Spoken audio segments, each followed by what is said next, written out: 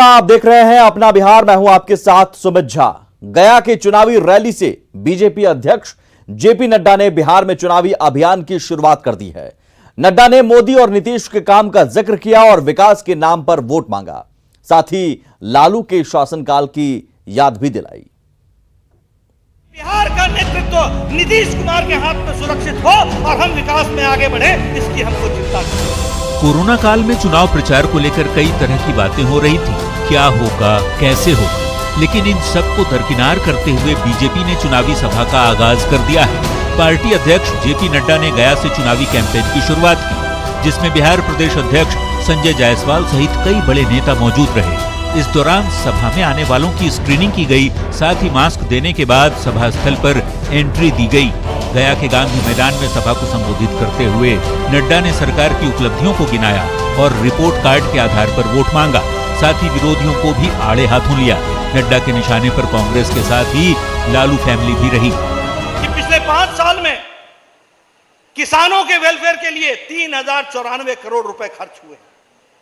आज मैं आपको बताने आया हूं कि शिक्षा में 10,000 करोड़ रुपए खर्च हुए। आज मैं आपको बताने आया हूं कि स्किल डेवलपमेंट में 1,550 करोड़ रुपए खर्च हुए। हमने वो भी दिन देखे हैं जब डाक बंगला चौराहा पर शाम को 6 बजे के बाद खड़ा होना मुश्किल था। हमने वो भी दिन देखे हैं जब कोई घर से डॉक्टर अपने क्लिनिक को जाता था तो यह सुनिश्चित नहीं था कि शाम को घर वापस अपने बच्चों के साथ रोटी खा पाएगा कि नहीं खा पाएगा। इससे पहले उन्होंने पटना पहुंचने के बाद जयंती के मौके पर जयप्रकाश नारायण को याद किया।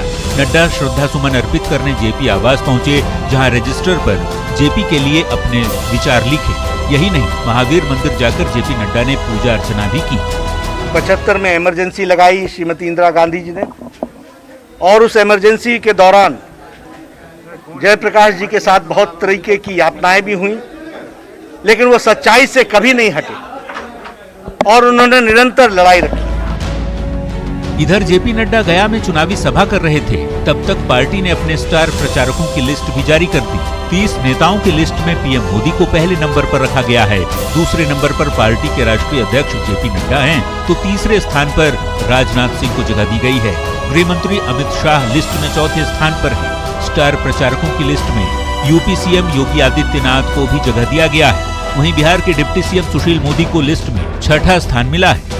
जाहिर है समय कम है, ऐसे में पार्टियां धुआंधार प्रचार करेंगी। 1-2 दिन में कई बड़े नेताओं की सभाएं भी देखने को मिलेंगी। न्यूज़ 18 के लिए पटना से नैन्सी और आनंद अमृतराज के साथ गया से अरुण चौरसिया के। और रैली में बीजेपी नेताओं के साथ जेडीयू महासचिव आरसीपी सिंह और पूर्व मुख्यमंत्री जीतन राम मांझी सहित कई नेता मौजूद रहे। संजय जायसवाल ने कहा कि पीएम मोदी नीतीश कुमार को सीएम बनाना चाहते हैं, इसलिए जो नीतीश कुमार के खिलाफ है वो नरेंद्र मोदी की हितैषी नहीं हो सकता है। वहीं जेडीयू महासचिव आरसीपी सिंह ने जिले के सभी 10 विधानसभा सीट जीतने का दावा किया। बिहार का अगला मुख्यमंत्री नीतीश कुमार होगा। जो व्यक्ति नीतीश कुमार जी के साथ नहीं है वो मोदी जी के साथ हरगिज नहीं हो सकता है। किसी तरह के किसी विवाद में नहीं पड़ना है और सभी मिलकर के एनडीए गठबंधन को विजयी बनाना है।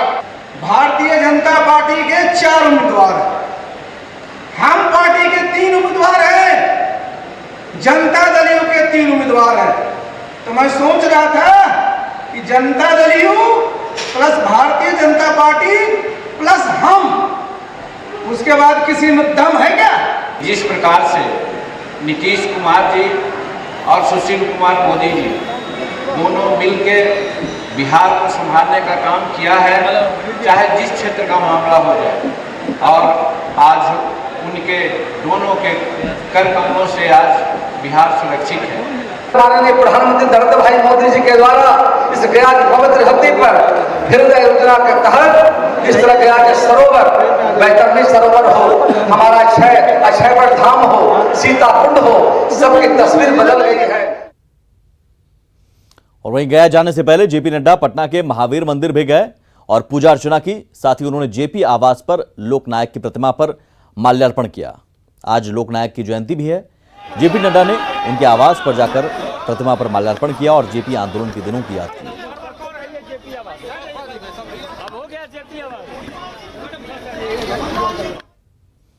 बीजेपी के बिहार चुनाव प्रभारी देवेंद्र फडणवीस भी जेपी के आवास पर पहुंचे। जेपी की प्रतिमा पर माल्यार्पण कर उन्होंने कहा कि जेपी ने मुश्किल दौर में लोकतंत्र की रक्षा की। देवेंद्र फडणवीस ने कहा कि देश का संविधान और लोकतंत्र जब खतरे में था तब जेपी ने युवाओं को रास्ता दिखाया। इस दौरान बिहार बीजेपी प्रभारी भूपेंद्र यादव सहित कई नेता मौजूद रहे। ये प्रेरणा की स्थली है क्योंकि जयप्रकाश जी ने स्वतंत्रता के आंदोलन में तो भूमिका निभाई, पर मैं ऐसा मानता हूँ कि जो लोकतंत्र को बहाल करने का आंदोलन था उसके एक प्रकार से वे सेनापति थे। और देश का संविधान और देश का लोकतंत्र जिस समय पूरे तरीके से आहत था, ऐसे समय उन्होंने न केवल युवाओं को एक आह्वान किया बल्कि पूरे देश के युवाओं में एक चेतना जगाई। और मुझे ऐसा लगता है कि भारत का संविधान और भारत का लोकतंत्र आज जीवित है क्योंकि उसकी ताकत जयप्रकाश जी ने आपातकाल में हमको दिखाई। आगे बढ़ते हैं। बीजेपी ने विधानसभा चुनाव के लिए उम्मीदवारों की तीसरी लिस्ट जारी कर दी है। इस लिस्ट में 46 उम्मीदवारों के नाम हैं। ये 46 उम्मीदवारों की तीसरी लिस्ट जारी की गई है बीजेपी की तरफ से। नौतन से नारायण प्रसाद बीजेपी उम्मीदवार बनाए गए हैं। वहीं चनपटिया से उमाकांत सिंह बीजेपी उम्मीदवार बनाए गए हैं। जो 46 नाम है वो हम आपको बता रहे हैं। इसके अलावा बेतिया से रेणु देवी को बीजेपी उम्मीदवार बनाया गया है। हरसिद्धि से कृष्णानंद पासवान बीजेपी उम्मीदवार बनाए गए हैं, जबकि गोविंदगंज से सुनील मणि त्रिपाठी बीजेपी उम्मीदवार बनाए गए हैं। तीसरी लिस्ट में 46 नाम है। कल्याणपुर से सचिंद्र प्रसाद बीजेपी उम्मीदवार बनाए गए हैं। पिपरा से श्याम बाबू प्रसाद यादव को उतारा गया है, बीजेपी का टिकट दिया गया है। मधुबन से राणा रणधीर सिंह बीजेपी के उम्मीदवार बनाए गए हैं, मंत्री भी हैं। वहीं सीतामढ़ी से डॉक्टर मिथिलेश कुमार को बीजेपी ने टिकट थमाया है। राजनगर से रामप्रीत पासवान को बीजेपी ने अपना उम्मीदवार बनाया है। वहीं झंझारपुर से पूर्व मंत्री नीतीश मिश्रा को बीजेपी ने अपना उम्मीदवार बनाया है, टिकट दिया है। बरुराज से अरुण कुमार सिंह बीजेपी उम्मीदवार बनाए गए हैं। इसके अलावा पारू से अशोक कुमार सिंह को बीजेपी ने चुनावी मैदान में उतारा है। बैकुंठपुर से मिथिलेश तिवारी बीजेपी के उम्मीदवार बनाए गए हैं। वहीं बरौली से राम प्रवेश राय को बीजेपी ने टिकट थमाया है। गोपालगंज एक अहम सीट, यहां से सुभाष सिंह पर बीजेपी ने भरोसा जताया है, बीजेपी ने सुभाष सिंह को टिकट थमाया है। जबकि सिवान से ओम प्रकाश यादव बीजेपी के उम्मीदवार बनाए गए हैं, ये सिवान से सांसद भी रह चुके हैं। दरौली से रामायण मांझी को बीजेपी ने टिकट थमाया है, जबकि भागलपुर से रोहित पांडे। और बड़ी खबर इस वक्त आ रही है, कल से नीतीश का चुनावी अभियान शुरू होने जा रहा है। कल से नीतीश के चुनावी अभियान की शुरुआत होगी। वीडियो कॉन्फ्रेंसिंग के जरिए जनसंवाद करेंगे जो तमाम विधानसभा क्षेत्र हैं। 2 दिनों तक 35 विधानसभा क्षेत्रों के लोगों से जनसंवाद किया जाएगा वीडियो कॉन्फ्रेंसिंग के जरिए। कल पहला दिन 6 जिलों के 11 विधानसभा क्षेत्रों में जनसंवाद होगा। आनंद अमृतराज हमारे साथ जुड़े हुए हैं। आनंद, वीडियो कॉन्फ्रेंसिंग के जरिए जनसंवाद, ये अपने आप में एक पहली बार होगा कोरोना काल के दौरान, लेकिन क्या रणनीति है, कैसे इस जनसंवाद से लोगों को जोड़ा जाएगा? देखिए, निश्चित तौर पे नीतीश कुमार ने चुनावी प्रचार का आगाज कर दिया और कल से 2 दिन तक लगातार वो वर्चुअल संवाद के जरिए लोगों को संबोधित करेंगे। और शुरुआत में जो 35 विधानसभा सीट है जहां पे जेडीयू के उम्मीदवार लड़ रहे हैं, वहां पे वो चुनाव प्रचार की शुरुआत करेंगे। देखिए, इसके पीछे मकसद साफ है। कोरोना काल में चुनाव आयोग ने कई सारे निर्देश जारी किए हैं, तो नीतीश कुमार की कोशिश है, एनडीए की कोशिश है कि वर्चुअल संवाद के जरिए ज्यादा से ज्यादा लोगों को जोड़ा जाए, ज्यादा से ज्यादा लोगों तक अपनी बात पहुंचाई जाए। और जाहिर सी बात है, कार्यकर्ता भी जुड़ेंगे, लोगों को भी संबोधित किया जाएगा। तो ये महत्वपूर्ण बात है। और नीतीश कुमार ने कल से लेकर परसों तक 12 और 13 2 दिन मुकर्रर किया है। जब 12 अक्टूबर को शाम 5 बजे उस 6 जिलों के 11 विधानसभा के साथ वर्चुअल संवाद करेंगे, जिसमें सुल्तानगंज, अमरपुर, धोरैया, बेलहर, तारापुर, जमालपुर, सूर्यगढ़, शेखपुरा, बरबीघा, नवादा और गोविंदपुर है। ठीक उसी दिन 13 तारीख को, एक दिन के बाद 13 तारीख को शाम मंगलवार को सुबह 11 बजे से सुमित 5 जिलों के 11 विधानसभा वर्चुअल संवाद करेंगे, जिसमें मोकामा, मसौढ़ी, पालीगंज, खुर्जा, जहानाबाद, घोसी, संदेश, अगियाओं, जगदीशपुर, गुमराह और राजपुर है।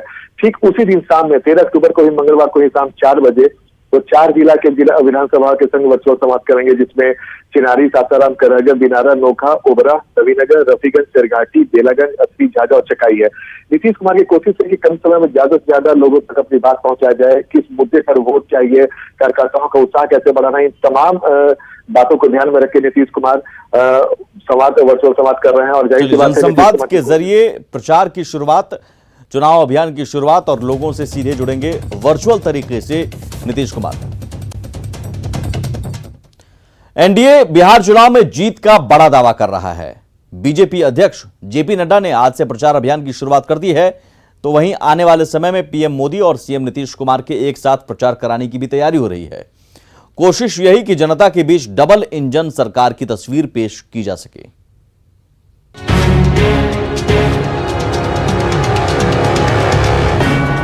बिहार चुनाव में जीत हासिल करने के उद्देश्य से बीजेपी ने कमर कस ली है। जेपी नड्डा आज पटना पहुंचे तो कार्यकर्ताओं का उत्साह दोगुना हो गया। बीजेपी के राष्ट्रीय अध्यक्ष ने आज का खास दिन भी चुना, लोकनायक की जयंती का दिन।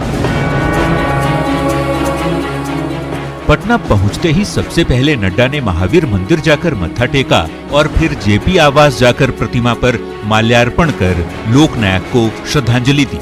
नड्डा इसके बाद पहुंच गए गया, जहां चुनावी सभा को संबोधित किया और एनडीए की बड़ी जीत का दावा किया।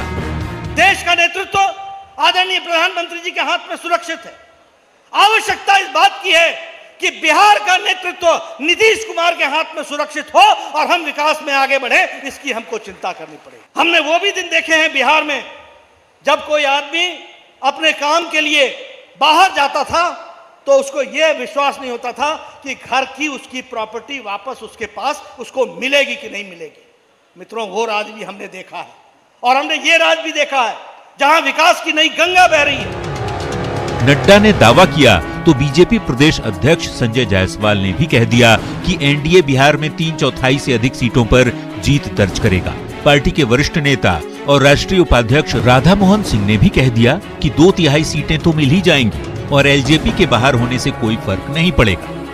क्या उम्मीद है सर एनडीए के लिए? चुनाव है, 3/4 से ऊपर जीतेंगे हम। क्या उम्मीद है सर एनडीए के लिए? चुनाव है, 3/4 से ऊपर जीतेंगे हम। जदयू और भाजपा गठबंधन के कारण ये बहुत साफ है कि 2/3 बहुमत एनडीए को आएगा और फिर मांझी जी और मुकेश जी के मिलने के बाद तो जो विपक्ष है उसकी हालत बहुत खराब होगी। वैसे जेडीयू के एक और बड़े नेता और नीतीश के करीबी संजय झा ने भी दावा किया कि पीएम मोदी और सीएम नीतीश कुमार एक साथ चुनाव प्रचार करेंगे और मंच भी साझा करेंगे। ज्वाइंट प्रोग्राम पीएम और नीतीश जी का होगा। कौन कौन लोकेशन होगा? कुछ सीट बीजेपी का भी रहेगा, कुछ सीट जेडीयू का भी रहेगा, जहां प्रधानमंत्री के जाने की बात है और इन दोनों का ज्वाइंट कैंपेन। एनडीए के नेताओं के दावे जोरदार हैं। जीत का आत्मविश्वास इतना ज्यादा कि दावा 2/3 और 3/4 सीटों का किया जा रहा है। एनडीए नेताओं की कोशिश ये है कि बिहार में एलजेपी के बाहर निकलने पर भ्रम को दूर किया जाए।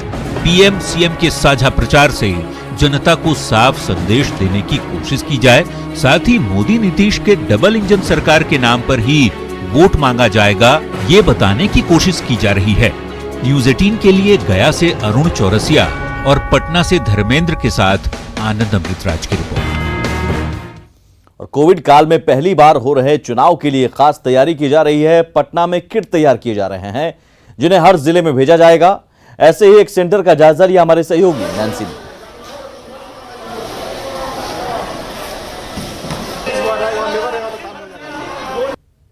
कोविड काल में होने वाला बिहार विधानसभा चुनाव कई मायने में खास है। ये चुनाव इसलिए भी खास है क्योंकि कोविड काल में ये पहला बिहार विधानसभा चुनाव है, जिसकी वजह से आप देखेंगे कि मतदान केंद्रों के लिए कई सारी व्यवस्था की गई है। कोविड काल में किसी को भी संक्रमण ना फैले इसके लिए कई सारी व्यवस्था की गई है। यहाँ पे पैकिंग किया जा रहा है, सारे मतदान केंद्रों में किट भेजा जाएगा, इसके लिए यहाँ पे पैकिंग की जा रही है।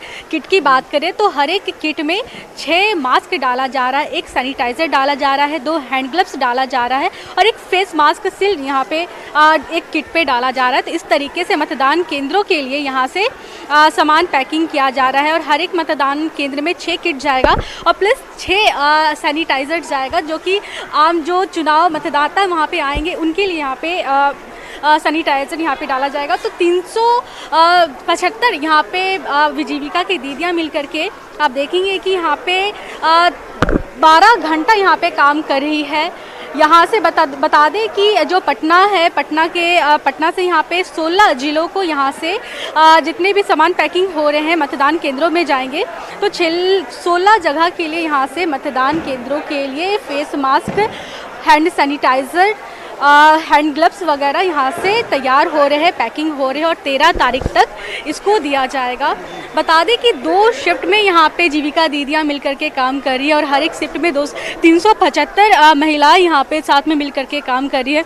मैं दूसरी तरफ आपको दिखाना चाहूँगी कि किस तरीके से पूरा एक किट तैयार किया गया है। इस किट को तैयार करके बक्से में बंद किया जा रहा है, जिसके बाद इसको पैक करके 16 जिला जो डिवाइड किया गया है वहाँ के हर एक मतदान केंद्रों में यहाँ से पहुँचाया जाएगा। तो इस तरीके से जो मतदान केंद्र की जो तैयारी के लिए, जो मतदाताओं के लिए जो तैयारी की जा रही है, मतदान केंद्र में चुनाव को लेकर जो तैयारी की जा रही है उसकी यहाँ पे पूरी तैयारी जोर शोर से हो रही है। कैमरामैन राहुल के साथ नैन्सी, न्यूज़ 18 पटना। और अब